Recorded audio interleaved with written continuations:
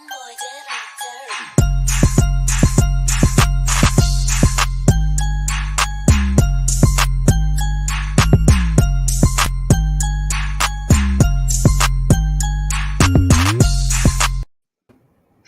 right, welcome back after a 1-week hiatus to another episode of In the Green Bets. Justin here with Grant.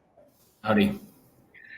Yeah, took last week off. Green was in California for a wedding, and the field ended up being kind of bad, but the tournament ended up being a lot of fun to watch, especially down the stretch there. JT Rory battled it out. Rory just finished him off with a couple birdies there down the stretch. Yeah, it was kind of nice that we picked a week where the favorite won. You know, I wasn't going to bet Rory, so neither of us were even going to touch Rory. It makes sense that he won. It was kind of fitting, right, that he made those comments afterwards. It was kind of a big camaraderie day for all those, him and JT and those guys. Yeah. So good for him. But he was just hitting. I mean, it just turned into classic Rory, where he had opportunities to hit bombs and his wedges were on fire. So it's like you have no chance. You kind of have no chance when he has that opportunity. So it's what happened. Yeah, when Rory does that, he pretty much wins every time. Now, JT was also on fire, so it was kind of like seeing both of them, not necessarily at their peak, but they were both fucking rolling. They were like 7 under through 12 and 8 under through 12 on Sunday. So yeah, it was that rare time when the guys are just everybody at the top is just going crazy. So even JT was on fire, but he couldn't catch him. And then Rory gave him a little bit of a window, and then got back out of it. JT just made stupid bogeys. Yeah, so it was a fun visual though. Cool course to watch on TV. I'm sure that'll be a popular tournament with a pretty decent field going here in future years, and a nice little. I think it was good because it's kind of pushed Rory's number down and gave us some good numbers on some guys, in particular Jon Rahm, which I think that I'll probably talk about here in a few minutes. Yeah. Unfortunately, that course is on like a rota, so it's like every 7 years you're going to see that course, which kind of sucks. But super classic course. I mean, the guys raved about it. It was it got kind of shredded on Sunday, but super shredded. Sometimes that happens. But on to the U.S. Open. Although one and done, I had Cam Smith last week. I'm still kind of in the hunt. He shot 6 over in round 1, and I was like, fuck. I couldn't decide who to take. I was thinking about taking. Like Chris Kirk and a couple, because all of like the mid-tier guys I didn't have. Like I didn't have Connors or Fitzpatrick or Lowry. I didn't have any of those guys to take. So it was between Burns and Cam Smith, and I took Cam Smith. I should have took Burns, but he at least got me like $30,000. So 30th place still, right there in the hunt. But we'll see. This is a big week for that. Yeah, I only bet 3 things, and that was the 2 margins and Brendan Todd. I put it out. I used Brendan Todd for my one done. He got me like $100,000 or something, I think. Yeah, he was like top 20, I think. Yeah, he played well. He just couldn't keep up there in the end when everybody started going crazy. But 2-stroke margin, came back and hit right. Rory made that putt on the last hole. I know. It was perfect. So I was actually positive for the week, which was crazy because I didn't even pay attention until the end, really. And I was out of state. But it was fun, and I've kind of gotten back in the swing of things, and we got some names and some numbers this week. Yeah, so U.S. Open might be my favorite tournament. I mean, the Masters is the Masters. Non-Masters, it's definitely my favorite. Country Club at Brookline, super classic course. It's not par 70, not super duper long, but not sure it's a bomb and gouge like Wingfoot was, where you just try to hit it far up because the fairways are so tight it doesn't matter. Seems like from the interviews I've read and talking and reading some stuff that fairways are still a premium, and their course is wide enough to hit some fairways. So you're going to see guys laying back into certain spots. Ultimately, it's a second shot golf course. The greens are fucking tiny, and the rough around the greens is rough around the fairways and around the greens is disgusting. I heard Max Homa talking today, and he was just like, the rough around the greens is long and tough. If you're in the right spot, chipping, it's not super hard. Like if you get it on the wrong side, you're just like, you have no chance because the greens are so sloped. He's like, these are, they have Augusta style slope greens. So you're on the wrong side of the slope. There's nothing you can do. You're not going to stop it. So it'll be fun to see. It's going to super premium on the ball strikers, the guys who can play from the fairway, put the ball where they want. Nobody's probably going to hit 75% of greens this week just because they're so small. But it's going to put a premium on the guys who can hit a bunch of greens, and the best of those guys who can chip and putt it probably is going to win. Yeah, it didn't seem like, obviously big hitters can still succeed. We've seen it in, almost every single U.S. Open, of recent. But it seemed like there's a lot of hazardous areas lining these fairways, a lot of like turns and hills and like little things where you don't really want to be if you miss the fairway, just based on the pictures that I saw of the hole. So, yeah, big hitters, and there's going to be a lot of big hitters on my card, but you still need to get it out there and get it straight. You don't want to be giving yourselves those opportunities for those bad breaks. You don't want to walk up to some ball and be like, holy shit, I'm taking 2 drops in a row, all this jazz. So I'm going to definitely play into some guys who are going to play in the fairway this week. Yeah. Max mentioned that. He goes, I think guys could hit a bunch of drivers here, but he's like, you just hope to get good lies. But like, it's like Winged Foot, you could do it because you could run it up the front of the greens. But here, you can't do that. There's not run-ups at the front of these greens. They're small. They're perched. They got bunkers. They got rough in front. It's not a course where you just can chunk it out and run it up. Yeah, there's just a lot going on. Like, there's just a lot of stuff that's like I feel like there's just a lot of chance involved if you really start swinging at things like those, getting it up there. Yeah, and it's flushers only for me with an emphasis on guys who can chip. Yeah, because I do think it's going to be similar to what my thoughts going into the PGA, where there was a premium on the guys who could get up and down from around those greens, but it's the exact opposite in terms of type of shots. Like there, it was the short mowed grass. You got to hit little nippy shots off the tight lies.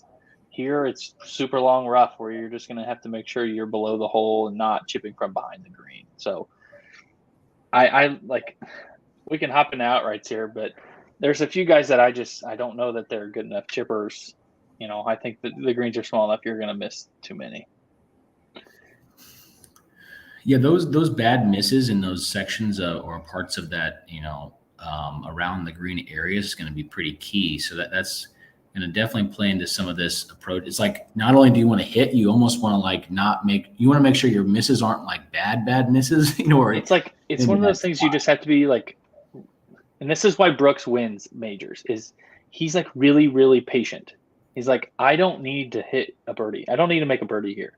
It's like, I will just hit it to the right spot in the green. And if I make the putt, great. If I hit it close, great. But he's like, I'm not going to go crazy and just fuck myself. I'm not going to make doubles. I'm not going to do stupid stuff. And that's how he won 4 majors. He was playing really well, but like, he was not putting himself in stupid spots. Mm-hmm. And I think I heard No Laying Up guys talking about it, and I was thinking about it today. Is like, Cam Smith is amazing. He could probably have one of the best rounds of the whole week, but it's obvious from his play style that he puts himself in really bad spots. Like, he makes doubles. He can't drive it that good. But it's like, it's different from like a Brooks or like DJ when he's rolling. It's just like, they just do the same easy, patient stuff over and over again. They're not going to kill themselves by trying to get too aggressive. They just know that, it's one of those things. You just got to kind of plod along. Yeah, their commitment to like playing the long game is so like they can keep themselves in such a state of I'm just going to keep playing my game. Yeah, you will eventually either lose me from the get-go or you're going to come back to me eventually. And their ability to stay consistent is, that's where all those guys separate themselves. So a guy like Xander, right, who's had a lot of U.S. Open success, who I think you might have on your card already this week. Sometimes, he has safe tournaments just like that all the time. Sometimes it kills him because he can't keep up. Other times it keeps him in the hunt and play on bad courses. But he's a guy. All right. So Rory and JT, obviously, I think they can both win. They're obviously both like rolling. Like JT had a chance at Charles Schwab. He had a chance here this week, or not at Charles Schwab. He missed the cut at Charles Schwab. He was one PGA, was close last week. It's like, and Rory obviously is coming off a win. They're both absolutely rolling, but I'm not touching them at those numbers. Rory makes me a little nervous because I don't know that he doesn't necessarily, he's not like a patient player in that sense. Like, he doesn't, like, his like dink and dunk and do the thing. That's not when he wins. When he wins, it's because he's got the horses in the back and he's just fucking getting after it. And that's not I would trust JT a little bit more in that style of golf, but neither of them are priced in a place where I'm betting them. No, yeah, I think that I have such a hard time catching this JT run. I mean, I don't know. I just struggle with him and how he's going to react. But it seems like he's obviously, definitely, and he's always in form. He literally always finishes so high. Just not for me this week. I actually am going to bet the next guy on the board, John Rahm. He's my first bet, but I got him at 14 over at Bet Rivers. I really like that number, and I thank Rory McIlroy because I think he's had a little bit to do with that getting pushed back to 14. John Rahm's success in U.S. Opens has been unbelievable. He's a past winner. He's ball striking last 36. He's number one. I did a little like Fantasy National U.S. Open like mixed model where I did long rough. Fast greens, long rough, and difficult scoring. And John Rahm was like number one by far. Like it was just, he just kind of fits the model. And I like that number over those other guys because I think he can just overpower things. He seems like he's pretty, he's been pretty vocal. We saw his press conference today about the live stuff and how he wants to compete and kind of create a legacy for himself. So I like his chances just as much as those top two guys. And the 14 is better than both of those numbers. Yeah, I'm not going to bet him. He's probably going to be my one and done. It's close. His form is just his ball striking form is there, and he finally found the putter. But his form compared to those top two guys, it's not like night and day. Mm-hmm. But 10th at Memorial, finally chipped and putted good in Mexico, which you can kind of throw out the fucking window, to be honest. But the dude gains like off the tee like no one else. I do think that will be somewhat of an advantage for him to, hit driver, knowing he's going to hit some fairways. The chipping makes me nervous. Obviously, he's chipped pretty damn bad this year, which is weird because in the past he's been a good chipper. But his floor is just so damn high. Especially when it gets super hard like this, I just kind of trust that he's going to find a way to get in the top 15. I'm not going to bet him at 14. That's still a little low for me on a guy who's not been playing great, but it's between him and Scotty for my one and done this week. Scotty's fucking rolling also. He had like his worst finish of the last months with a 30th place finish last week. Not going to bet him at 14 either, although I kind of think he should be the favorite just purely based on pure form. That dude is unstoppable. Obviously Rory and JT are playing great, but if you look at entertaining to watch, this is not people who would watch us would be obviously a little more educated, but it's crazy how fast these things change, right? Scotty Scheffler was taking over the world. All of a sudden JT wins a major, Rory wins an event, and he's now seen as the third or fourth guy. It's like, well, we can't forget about these guys, that just had unbelievable months. He just won 4 times, right? And then got lost at a playoff. Right. And people that follow obviously don't forget about it, but it's just funny how these things kind of come and go because these guys are so good. And just because you finish in the top 20 a couple of times or you miss a cut or then you get a top 10, it's like these guys are unfazed. When it comes to this stuff, they're going to be so prepared. If they're in form, it's going to be completely fine. Scotty Scheffler, I almost put him in that John Rahm category also. I'm just saying these guys could all be priced the exact same number, and I wouldn't necessarily have a pick of I wouldn't have a guy being like, oh, he's the favorite out of that group. So to me, I agree with you there. To me, those 4 are kind of in a class of their own this week. Now, not necessarily just purely, but this week, Rory and JT are always in the top, and Rahm are obviously always in the top tier, and Scheffler, but they're all playing pretty damn good at a course that is going to demand you do everything. So I kind of feel weird not betting any of them, but they're just priced so low that I'm just going to go down the board a little farther and take some shots. You mentioned it. Xander is going to be my first outright. I know I've lost countless dollars on Xander outrights, just hundreds and hundreds of dollars on Xander outrights at this point. It's so stupid, but his U.S. Open track record speaks for itself. Oh, it's 4 straight top 7s or 5 straight top 7s, whatever it is. And it's obvious. It's not oh, I can't believe he did that. It's well, yeah, he drives it great. He hits his irons awesome, chips and putts good. He doesn't have a weakness. So that's why the U.S. Open sets up so well for him. He's not going to kill him. Like, he's not going to get screwed by any one thing. And over like 4 rounds, like, that adds up. I don't know if it's going to add up enough to win, but he's coming in a little under the radar. Now he's priced low, but like nobody is really talking about him to win, in the betting circles. Oh, well, I shouldn't say that because I saw him on a bunch of cards, but like I'm not seeing a bunch of like media coverage of him. Right. So I just think that he's due. Now he's been due for fucking forever, but he is like really, really, really good. His form is fine. I'm happy with how he's been playing. I know he's probably going to lose, but that's just kind of it. 3 straight top 20s, gaining like crazy on approach. There's not a lot to say. His U.S. Open record is 7th, 5th, 3rd, 6th, 5th. Like, I mean, that's just unbelievable. Yeah, I don't. I'm going to bet him top 10. I'll just say it now, but you saying that he's due is, I mean, come on, due. Like, he's been due every single event. Yeah. Like, I don't. It's so hard. It's tough. It's so hard, but if you get his first big win, you're going to be so happy. And in meantime, I will be sitting back and not losing money on Xander. I think I have him at 22. I'm pretty sure that's the number I got, which I think it's fair for a guy who's been around the hoop that many times at this event. Obviously, he doesn't win, but I'm willing to take a stab at 22.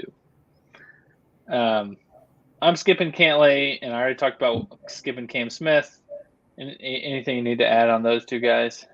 No, I went to the top, and so my next guy isn't back until 28. So okay. On to the next group. I'm skipping Burns. I know he's been playing good, but his driver makes me nervous. He can get real funny with the driver. Plus, I don't know that he has – his major record, 1, is not very good. And 2, I don't know that he has like the 4 straight good rounds on a super hard golf course. Like, he just sprays it a little too much and is just a little too inconsistent still. So in my model, Burns was so high, but yet he was still 99th in fairways gained in the last 24 rounds. It's crazy how much it's honestly impressive how much success he can have without like being that accurate off the tee. But his good rounds are so damn good. Is the thing. Like, so he putts good, which makes me a bit nervous about this. Yeah, that just scared me. It kind of gave me this idea that he's going to make too many bogeys, and I'm not. Yeah. That's my thought. Is like if he's going to miss a bunch of fairways, it's really hard to make enough pars and birdies if you're going to miss that many fairways. DJ is a total skip for me. He's not been playing good. He kind of, I heard him talking after one of the live rounds, like, I'm driving it good, but not great. I need to drive it better. And it's like, well, if DJ's driving like shit, that's probably a wrap. Did you see the leaderboard for that event? I watched it. I watched some of it. I mean, look, that's all who was in the event. What did you expect the leaderboard to look like? Scores were horrible, though. Well, the course, I think, was like, I'm not going to call it tough, but I don't think it was easy. But if you look at the field, the field was terrible. All the guys there were so many guys over par. It was crazy. Well, you got to think 20 of those guys suck. Yeah.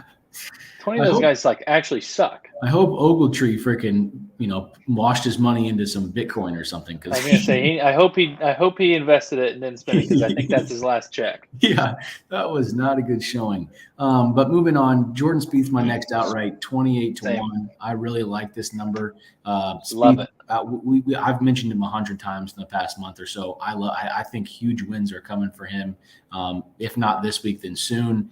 Coming down the stretch here at the end of the season, his putter is not great, but it's had some life here as of recent.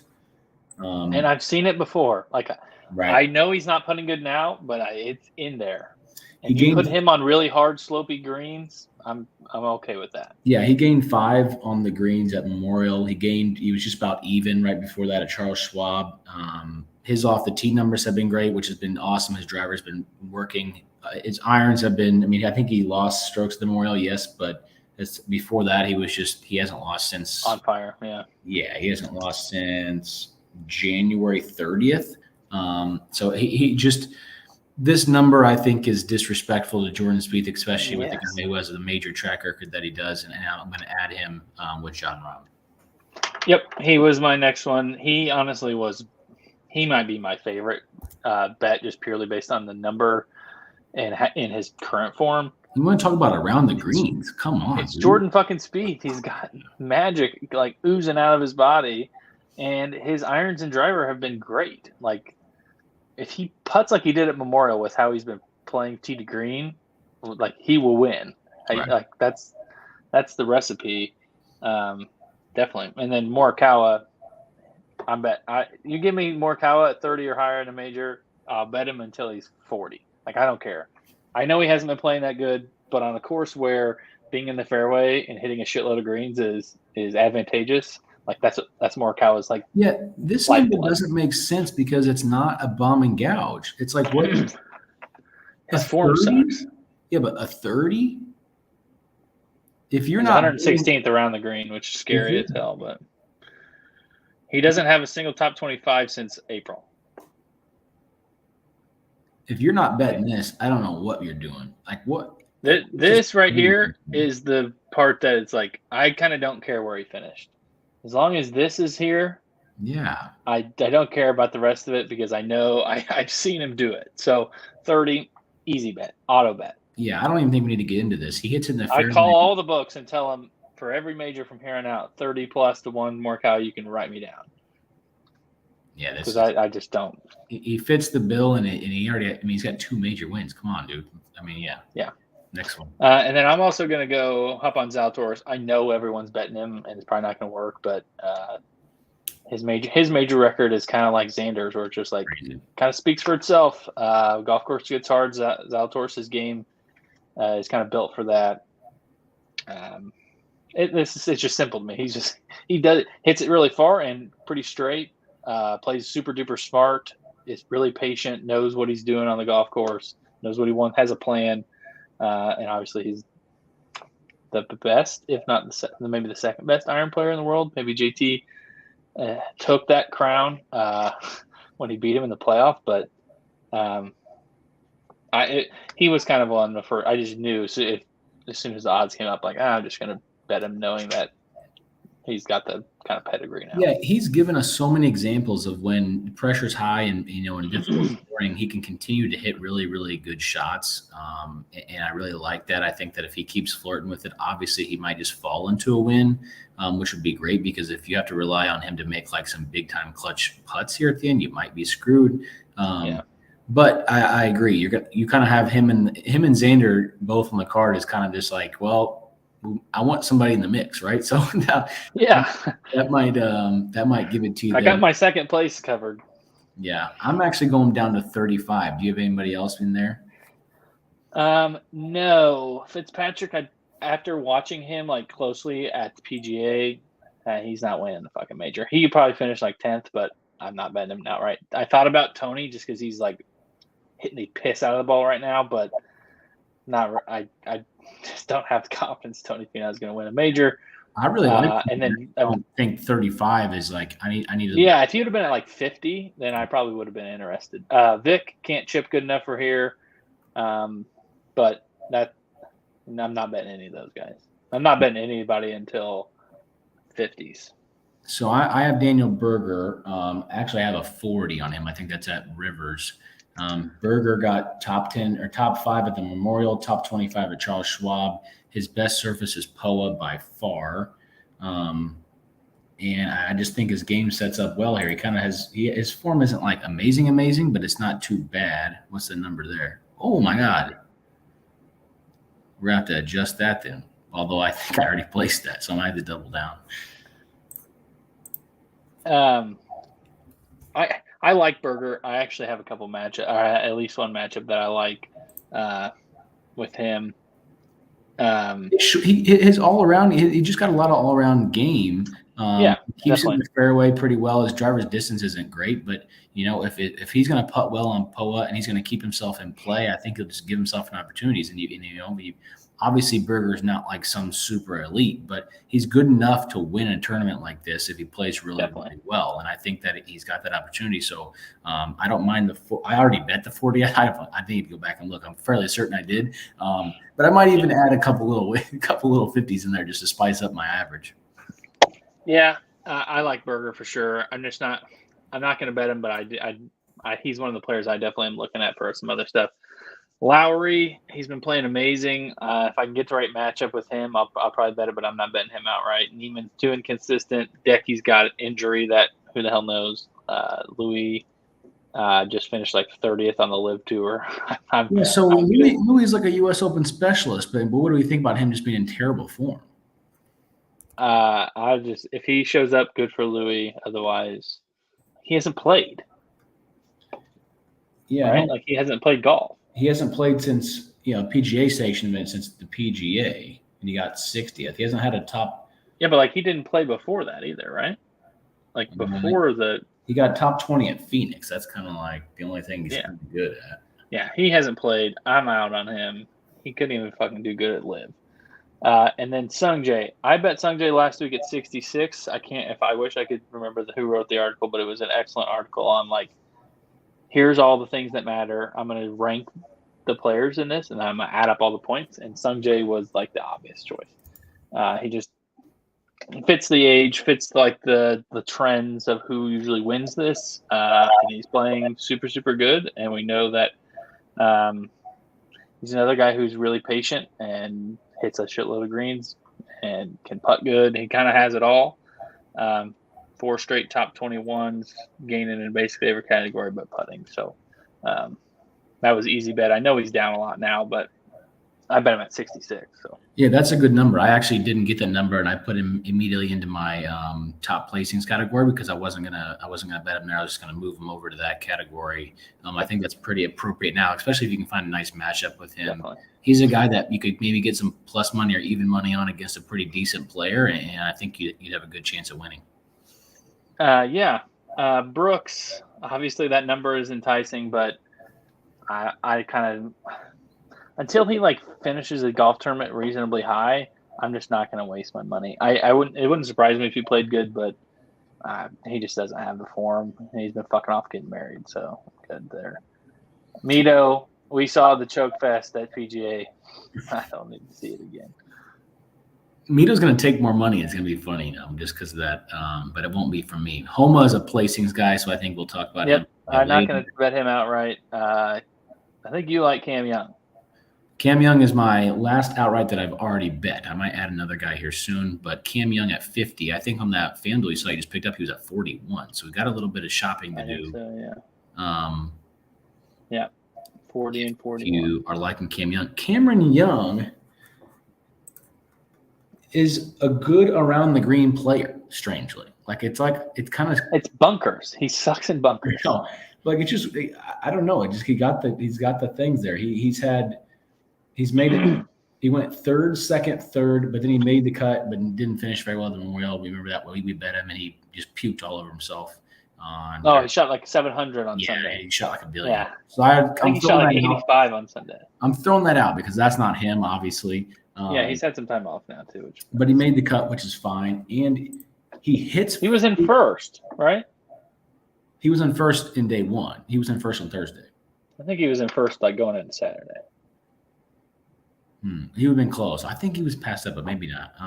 Either way, it doesn't matter. He was definitely in the top 5 because he went. He's top 5 in my driving distance category and still top 45 in fairways. So he's like fairly decent at keeping in the fairway for how far he hits it. His around the green game is really, really good. We've seen his irons kind of come up, kind of go up and down. But a number like this, you're kind of just hoping for that spike, right? You're kind of hoping that the form kind of carries him into it. Obviously, the last week's approach numbers the Memorial approach numbers aren't great, but that's fine. He lost like 10 on Sunday. Yeah, that was kind of throw that out. That was kind of a one-day thing. You hope that he can just get hot enough to put himself in good positions. If he starts putting himself in bad positions, then we're screwed. But I just like the number, and I like his ability to kind of surprise people. And we've already seen it in a couple events. So I don't hate the number, and his ability, I think, is something that could fit at this course. If he can just really, really, really get it going with that driver in the fairway. Yep. I'm not going to bet him outright, but I definitely like him for replacements and matchups. I have one more. Billy. I know his major record isn't great, but when Billy gets rolling, he like really gets rolling. So I'll try to ride the Billy hot streak coming off the win at Memorial. he chips and putts awesome. I think it's going to be important this week. If he hits his irons like he's been kind of hitting his irons, he's dangerous. Now, I think 55 is fair. I'm not sure he's like for sure going to win, but as good as he's playing, he's proven in the past that like he can ride it for a few weeks. So he's going to be my last one, kind of round out the card. And honestly, we're getting to the point where I don't think any of these guys can win. No, the only one I kind of looked at was Munoz, and I think he's pretty far down there. He's not winning the U.S. Open. No, probably not. But his form is actually really, really good. And he's a ball striker that could keep up here. He might be like a first-round leader or like a guy you could find in like a matchup and hope that the other guy misses the cut or something. The problem is if you get a guy that makes the cut with him, you might be screwed because he's going to go ejecto on Saturday or something. So you have to be ready for that. Keegan Bradley, I've seen picked up some tracking just based on his ability. Strike, we've all seen that in betted before, and it's just not very good. He's a Boston guy too. Yeah, but a lot of these guys down here, unfortunately, do not have much of a chance. Yeah. We've already spent a lot of time. You weren't supposed to pull that up. Yeah, sorry. Let's touch on some derivatives. I'm going to bet top tens again in majors. Xander plus 190. I don't know if that's the best number out there, but I'm definitely betting that. And then I'll probably bet a Spieth or Zalatoris. Maybe Zalatoris plus 330. I think the best one is Finau 330. That's a good one too. Although Zalatoris, those are close for me. Maybe I'll skip Xander and just hate myself when he finishes third. Finau 240. Xander will be in like 21st, and then he'll end up finishing like 6th. Like that's it. That's kind of what he does. Yeah. Plus 175 there for Xander. 275 there. 335 for Tony. I like that. I would say you need to stick to these top guys for these top tens. Yeah, don't go dabbling way down the board. Yeah. 20s. I still think that this Zalatoris, like through Burger Group, is bettable at those numbers. Yeah. 140, I think I saw on Zalatoris somewhere. I like Finau at 140. Yeah. I like all of those. That Sungjae, Finau, Zalatoris group. Sungjae's 175 at one of the book at Rivers, I think. Sungjae's 175, which is a super good number. Right. I have Pereira. I had Pereira at 2-1. I really like that. He's playing like so good, and he's more of a placement guy for me. Cam Young, your guy. Homa, Horschel. I like Aaron Wise has been playing super good. I got a question. I'm not betting on Aaron Wise, but what about Corey Connors coming off last week? I'm going to show you why I'm not big on Corey Connors. Keeps it in the fairway, ball striker. What's his U.S. Open track record, do you think? He's playing obviously super good. I'm not thinking about betting him. What about now? The around the green game is probably bad, though. Oh, my.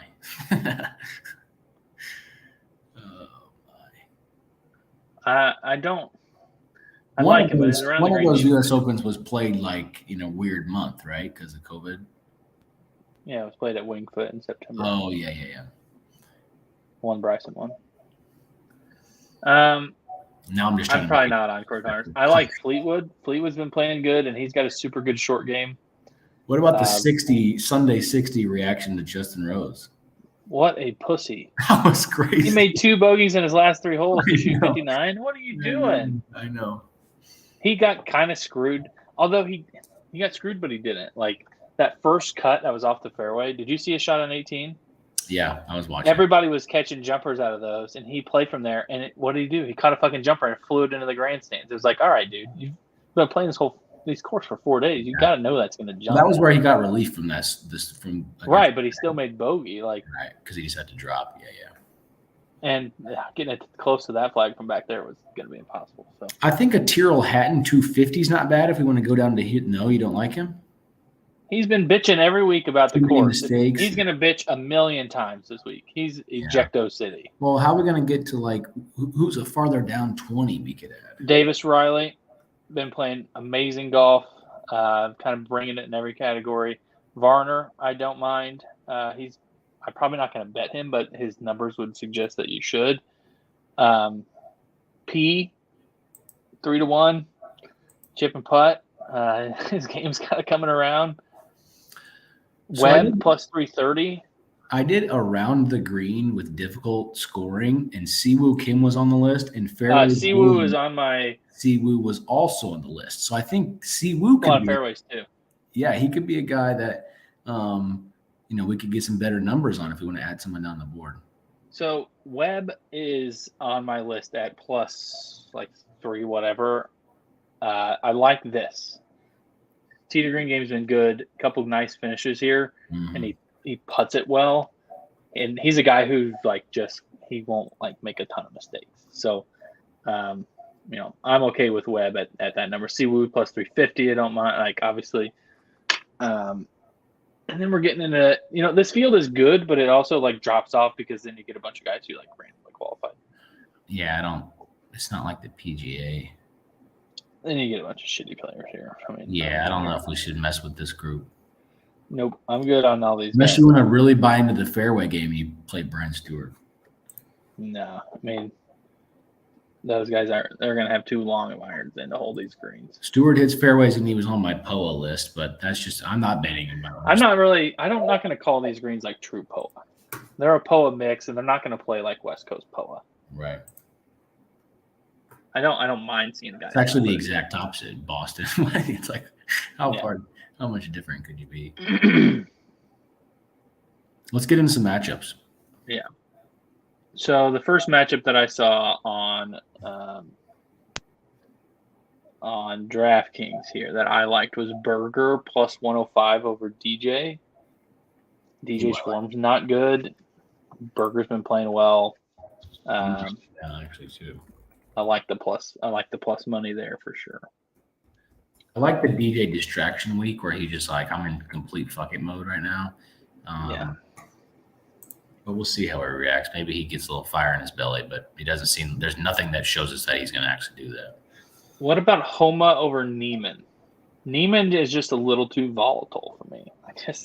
I can't ever get him right. He will be right in the hunt and then shoot 75.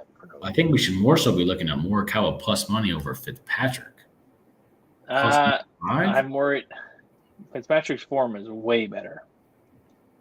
Yeah, but does Fitzpatrick have good? If we're talking who would I rather bet outright, it's no brainer. But in a matchup, I'm a little worried. Fitzpatrick's been fucking great. He's top 5th in my model. What did he finish at PGA? Oh, he finished 5th. 5th. And he finished top 20 at the Masters, so maybe disregard that. He's on a run of 2nd, 5th. He missed the Cut Memorial, but he gained 6.5 strokes tee to green, and then 10th at RBC.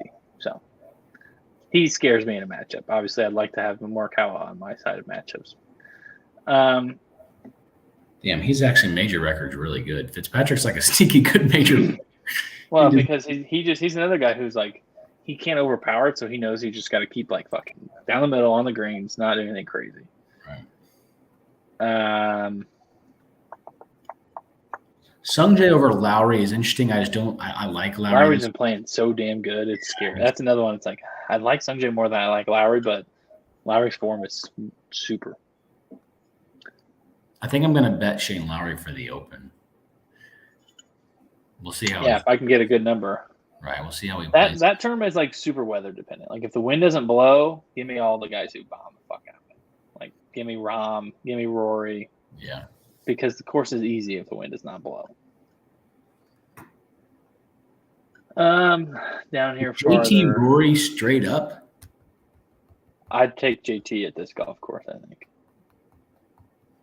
Man, I don't know who I would take. I'm not adding that. No, I'm not touching that either. None of these other ones are really striking me as something that I need to bet. Unfortunately, I'll have to dig in a little farther, but some of these have been juiced down. Unfortunately, where are the matchups? You can get JT plus 105 against Rory on reverse. Oh yeah, take that instead. Zalatoris over Cantlay minus 103. Is Cantlay favored? Yeah. minus I don't 125. hate that. Cantlay doesn't ever knock my socks off in majors either. No, he does not. Burns against Neiman, even. Burns is better than Neiman, right? Like quite a bit better. Yeah. I mean, Burns has, 4 wins? 5 wins? Yeah, but his major record's not very good either. Neiman third at Memorial, and then a bunch of top 25. He played good last week, too. I almost used him for my one and done, but I didn't do it. Burns? Yeah. Yeah, me too. I was between him and Cam Smith, and I chose the wrong guy. Unfortunately, that happens sometimes. Davis really. Him. Who? Sungjae over Decky. What's that number? Sungjae's the dog, minus 110. I don't hate that. Although Decky is his, I'm pretty sure If his Decky ball strikes like his ass off, then you're in trouble. But I think his U.S. Open finishes are super good too. They are good. They're definitely good. You just gotta hope the guy that we're reading Japan or some whatever article that he's injured. Yeah. But we've been cashing money on him. Davis Riley, I know we both mentioned him, plus 105 against a minus 137 Keegan. I know I said something about Keegan right bit, but Keegan will absolutely throw himself to the end of the leaderboard on Saturday or Sunday. So if you can just get Davis Riley, I don't mind that. If you can just get him through the cut, you'll have a chance. Yeah, I kind of don't mind that. Okay, before I ask you this matchup, do you have Brooks' thoughts? I just think I don't want to bet him because there's just nothing to show me that he would. But would you bet against him in a matchup? No, hell no. I honestly think that there's part of me that thinks that he's gonna, like, we're all gonna look back at one of these tournaments and be like, we all missed a Brooks 45 or 50. Like, it's possible, but with who though? I mean, it's got to be with somebody good. Tommy Fleetwood? No. Fleetwood has probably beat Brooks Koepka basically every tournament they've played this season. It doesn't matter. Yeah. Does he have 2 US Opens or 1? Brooks has 2, right? 2. Yeah, he won back to back. He got second the third year to Gary. Rose over Hatton, kind of like that. Rose played good last week. The whole difficult course thing is like Brooks just lives for that shit. So but he shot like $1 million at the Masters and at the PGA this year. We'll see. I don't like betting against him though. That's for Rose over Hatton. Just bet on the crazy Hatton volatility. Rose has been good in U.S. Opens. Abraham Lancer and Webb. So we didn't really talk about Abe earlier. He's a fairway guy, although he burns both of us whenever we bet him. We can't get him right. So, but it doesn't make sense if he just kind of plays it safe, or is he not good enough? Is he not good enough iron player? He's lost strokes on approach 3 of his last 4. Yeah, so maybe you take Webb in that. He's lost strokes around the green in 4 of his last 5. I kind of like that matchup. Then it's Webb and him even, or they're both minus 114. Abe has 1 top 10 since last November. He has 1 top 20 since last November. 1 top 30. What did he finish at PGA? 9th. That was the only one. Oh, fuck. But I don't. He doesn't seem like a guy who can really keep up in this type. But if he just plays it safe, I guess he's got a chance. Yeah, but 1 top 30 in. I mean, that's like 12 starts. Right. So I like Webb. Webb's form is. I just kind of know what I'm getting with Webb, for the most part. I'm not really scared that he's going to absolutely bone me on Thursday. Yeah, I kind of like that minus 114 Webb over Abe. Maybe I'll bet against him and just hope that it's every time because I can't bet with him. It just never works.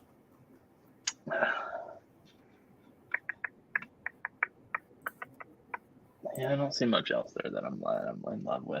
I'm gonna pop over here and see if they got anything on FanDuel that I like. Whoa. I know I said I don't like Vic, but they have him as an underdog to Neiman. Ooh, Should Vic ever be an underdog to Neiman ever in his whole life? No, unless he's in terrible, terrible, terrible form. He lost 6 around the greens at the Memorial. Yeah, He hasn't had a top 20 since the player. Remember when I made that big case about him like being able to power through the chipping because he'll just hit every green? Well, it just didn't work, and his chipping was horrible, and he couldn't finish, and he still didn't finish very well. He gained 0.4 around the greens at the PGA. 0.4. Yeah. He got 41st. He doesn't have a top 20 since players. So I'm probably going to stay away, but just remember when I said Vic should never be an underdog to Neiman when he whoops his ass. So. Victor will be on my open card also. That is very much a Victor course, just like hit nukes and hit a bunch of greens and try to putt decent. He's been putting okay. Spieth is plus 112 over Cantlay. Oh, I like that. That's I like that. Plus 112. I'm gonna write that down. It's a nice one. I like the Spieth win this week. I'm telling you, he's like one of them. I saw that number. I was like, wow, that's juicy. Him or Lowry. I don't really know if I'm gonna bet Lowry, but it feels like Lowry could win this. Like it kind of makes sense if Lowry wins this. It seems like the course is made. It's gonna be really hard. I do think the winning score is gonna be like 8 or 9 under. Like Max was like, if you're in the fairway, it's kind of not that difficult, but it's like you're gonna be punished when you miss. Like right. Like par is a great score when you miss the fairway, but if you're in the fairway, you can make some birdies because the green. Right, and we'll see kind of how the weekend weather plays out too. It's supposed to be just super sunny and windy. Not windy, but like 10 to 20. Well, maybe some like Friday early guys might have a little bit of an advantage. We should maybe look into that. Let's see here. So this is where I'm having a hard time, and maybe this is just where I need to just don't think as much. How am I going to bet these margins? Because this tournament produces some wonky scores. Well, and I do think that this, and Max said this on the pod. He was like, he goes, well, I don't think this winning. He said, well, I think the score is going to be not like super low. He's like, this is a separator, not a separator tournament, not like a just a bloodbath. It's not like where everybody's just fucked. It's like, no, we're going to separate out who's really good. And if somebody he said, if somebody gets on fire, then they could potentially run away. Like if JT just goes out and is just on fire, he could definitely run away. But I think there's enough good players that maybe somebody could stay kind of close. But Max said it. He straight up was like, it's easy enough where if you get hot, you could maybe shoot 12 and nobody else could be better than 6. Well, so it's dangerous. Yeah. I'm just gonna stick with 1-2 because I know the majority of tournaments finish that way. It's just like a easy thing. So, but I wouldn't surprise me. It's a type of course where you might shoot 7 under and just get beat by 5 because somebody that's amazing at golf just got fucking smoking on. Scheffler could go out and just beat the doors off everybody and be like, well, that happens. Rahm won at 6. Who got second to him? What was that? I can't remember what that was. Well, Louis. But he was at 5, right? I think so. So even then, but then you had the Bryson win, which was a little bit weird because of the whole. Of course, it was super hard. Right, but I'm saying he kind of approached it in obviously such a different way, and we don't really have that course set up perfectly for him to do that. Right, but I'm saying we don't really have that situation this year. There's not kind of one guy where it's he's going to be able to absolute dominate bombs. Or no, it's more of just whether that's one of the elite guys just absolutely find it. That was what Max was saying. He's like, the golf course is really hard, but if one of the amazing guys gets hot, it's not going to be that hard. Like Oakmont, when Brooks won, you weren't shooting under par. No one was shooting under par. It was a bloodbath for everybody. Nobody was going to separate because it was impossible. Like this, he was kind of saying I don't know, somebody might be able to shoot 5 under. So that's interesting. I could be talked into going 2-3, but we'll see. Yeah, it's worth a thought at least. 3 strokes exactly is 6-1, so that would be unbelievable. That would be fantastic. The issue is if it separates from 2, that means it's usually going to be 4 or more. So it's you're going to miss that. Yeah, but whatever. Well, I got to do some more thinking. Yeah. Well, I didn't see any more matchups that I was in love with. One and done. Okay, so I've kind of mapped mine out to. I have like there's 10 tournaments left, right? This one and 9 more. Yes, 10 I have like 10 good players left. I have Scheffler left.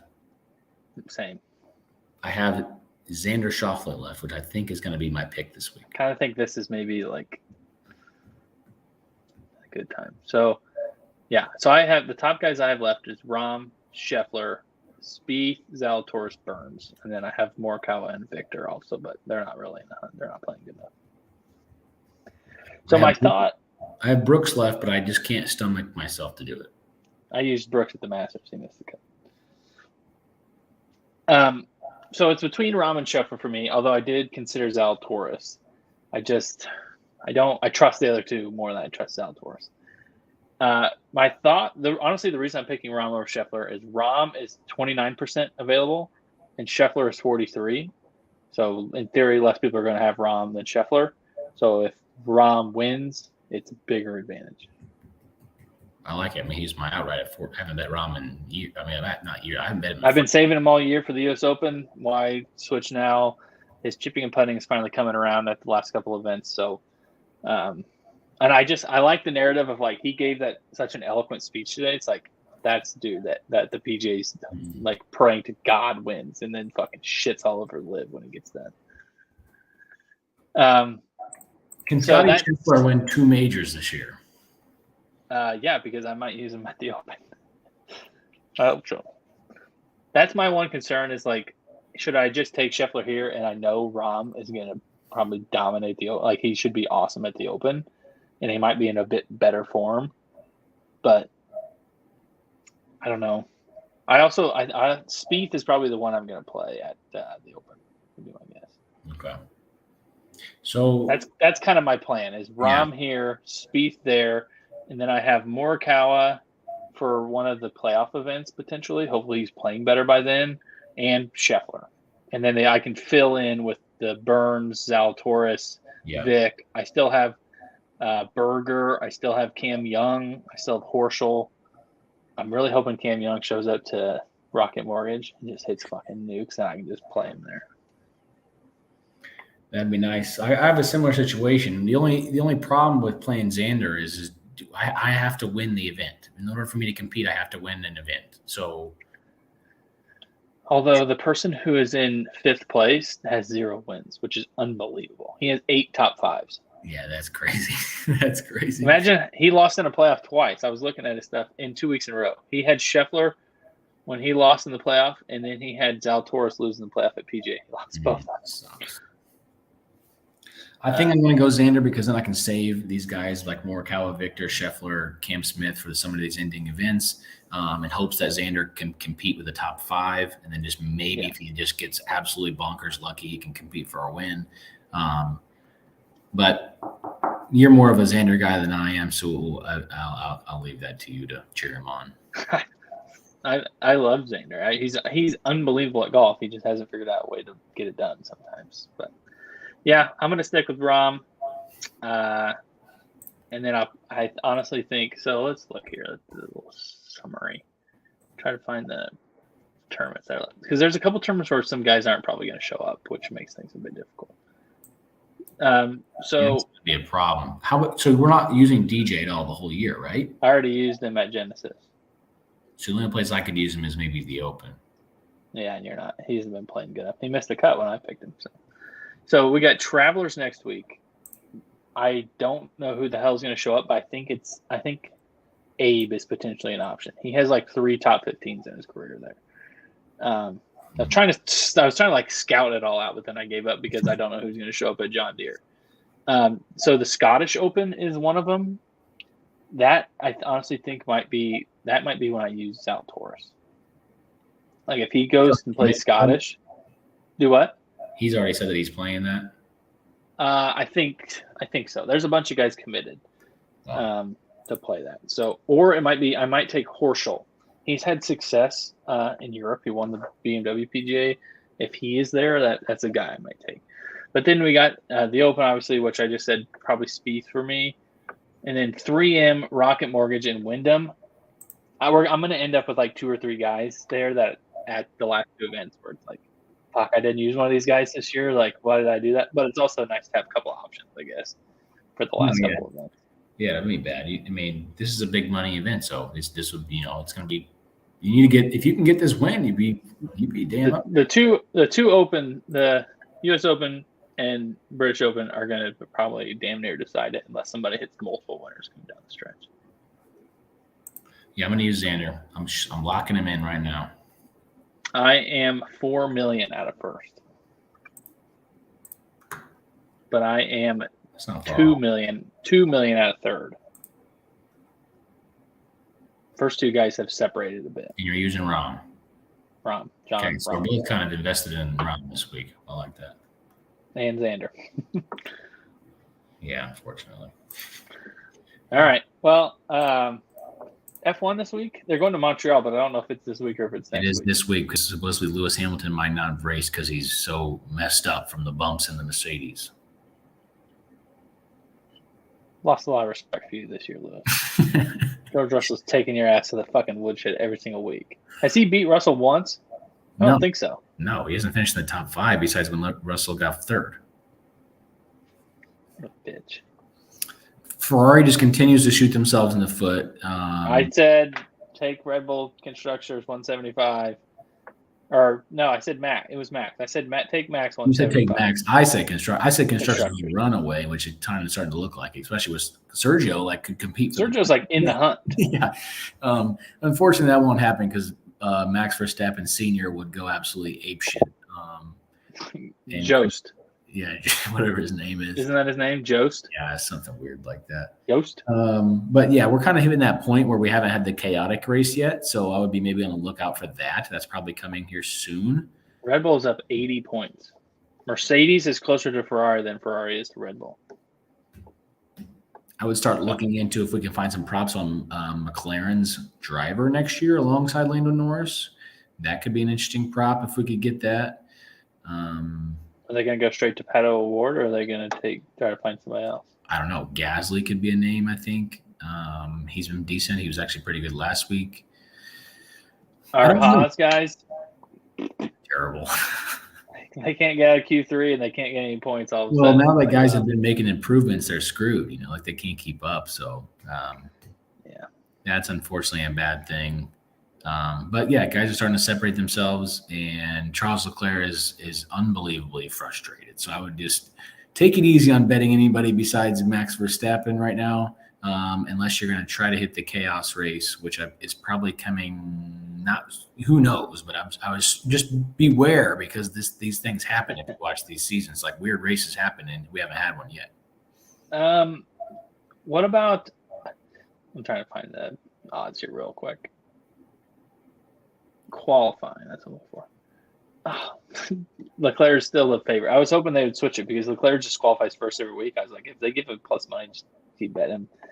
But he's minus 150. Max is plus 250. Max hasn't qualified good this year. Well, he qualified the fourth like 2 or 3 I'm not sure he's like crazy motivated by it. Oh, I bet he is. I mean, it's so much easier to start out front. Yeah. I think Ferrari's cars are just super fast, and Leclerc's good at qualifying, but Red Bull's strategy is better, and their race speed has been basically as good, except Ferrari keeps wrecking and blowing up. So, yeah, it's a tough place to be betting wise right now, just based on how things are happening. I think kind of that it was supposed to be more competitive this year, and it's just right. not. I think that combo of the qualifying and the win with Max is a decent bet because I understand you're kind of getting a little bit of help by Leclerc being so good at qualifying that. Verstappen's like he's kind of like penciled in to like win every race that is coming up. He just wins them all. Yeah, so it's kind of like, hey, you might as well take that money and try to juice it up a little bit in hopes that Ferrari or they can kind of keep up or they get lucky with the track being a little more favorable. But unfortunately, we're just getting similar results every single weekend. Finals? Did you watch the game last night? Yes, I did. Unfortunately, I was texting you. I don't think. I think the Celtics are screwed if their offense is bad. Even if the Warriors' offense is bad, they can't win like the 100, like the game last night. I don't think they can win that game because the Warriors' offensive floor is so much higher than theirs. Well, they just like the Warriors do less like dumb shit on both ends. The Celtics defense is obviously amazing, but like I don't know. I just trust the Warriors like 10 times more. I just wait. You get a Steph game like that, you have to win. You cannot like. I'm starting. They hit a couple big threes. Jaylen Brown made like 2 horrible turnovers, like at the worst possible time, and it was a wrap. Yeah, I think both of us were on the Warriors from the get-go, but Draymond is like kind of becoming annoying to me to watch. Between this series, between him and Smart and Grant Williams, like they got to be 3 of the dirtiest flopping bitches in the whole NBA. Like Williams is just constantly grabbing people. Like Williams is like so dirty. He's just grabbing people all the time, saying stupid shit. Smart flops all over the place, and Draymond is just like an irritant for no reason. He's an irritant because he's not very good. I think is part of the problem. He's like kind of not good, but I kind of think they're going to win Game 6. Yeah, I would stay. I was just going to say that. I'll say if you are wanting to find action on this, I would stay away from betting the Celtics to win the finals. I think that this is I think this is over. I kind of thought it was over from the get-go, just with the experience that they have. And Steph has all the motivation in the world to win this. Like this is like such a proving moment for him. He doesn't, not that he needs to be proving, but it is a huge thing. Yeah. To get that Finals MVP, just to show that he doesn't need anybody else's help, right? Like Clay is like worse than he's ever been, and Steph's going to win a title with him. Like that's crazy. So Draymond can't do anything offensively, like literally can't do anything, and he's about to win a title without him too offensively. So it's just I think the motivation's there, and I would stay away from anything besides maybe like I don't even know what you would bet because you can't bet Steph MVP. I'm sure that's going to be crazy. I assume the Celts are favored, I would guess, in Game 6. Oh, if that's the case, then I would maybe bet the Warriors. Don't you think? At home, do or die? Celts are -4. I would take the Warriors +4. Oh, yeah. That's the bet then right there. I didn't even look at the line. I can see how the game's going to go. It's going to be super tight the whole way. Celtics maybe get up a little bit, and it's just like I just trust Steph and Draymond and Clay to close it out when it matters. Yeah. I like it. I think we've seen the Celtics last 5 minutes offense enough now. It's horrible. It's terrible. And I think they have a coaching advantage. Ime's obviously, I see nothing against him. He's a good coach, but like nut crunch time, I trust Steve Kerr about 10 times more. So just simple. Yeah, I'm with you. All right. Well, our cards will be out. Xander and Rum for the win this week. I hope they're in the pairing. That would be unbelievable. That would be great. Yeah, this is going to be a fun week. It'll be a fun course to see on TV, especially with some of the unpredictability of some of these, some of the holes and some of the scores that come out of it. It'll be interesting to see how we do. But yeah, I'm excited. A lot of guys, we were interested in a lot of the same guys, so I think our cards will have a little bit of crossover, which would be nice. Definitely. The viewing schedule is all over the place. It's on the Cock. It's on USA. It's everywhere. There's like 4 different. Is it not on ESPN Plus? No, this isn't PGA Tour. This is different. Oh yeah, right. It's like on Peacock from 6:30 to 9:30. Then it goes to USA. Then it goes to ABC or CBS, whatever it is, NBC. And then it goes back to USA, and it's like all over the fucking place. On Sundays, it's a little bit better, but like for tomorrow, it's like it goes back to the Cock at like 7:30 tomorrow night. It's like all over the place. So. Oh, you have to like stream it on. Oh my God. For parts of it, but it's on USA and NBC, I think, for most of the day. Interesting. USA. Yeah. And so US Open. Interesting. That's. Good luck finding the golf. This yeah, that's crazy. But it'll be on NBC, right? Is it NBC? Yeah. On Sunday. On Sunday. It's on NBC every single day. Yeah, 12 to 7, I think, is what I saw on Saturday and Sunday. So 11 to 6 Central, yeah. Okay, I'm looking at the wrong thing. But all right, that's it. Good luck and peace out. See you.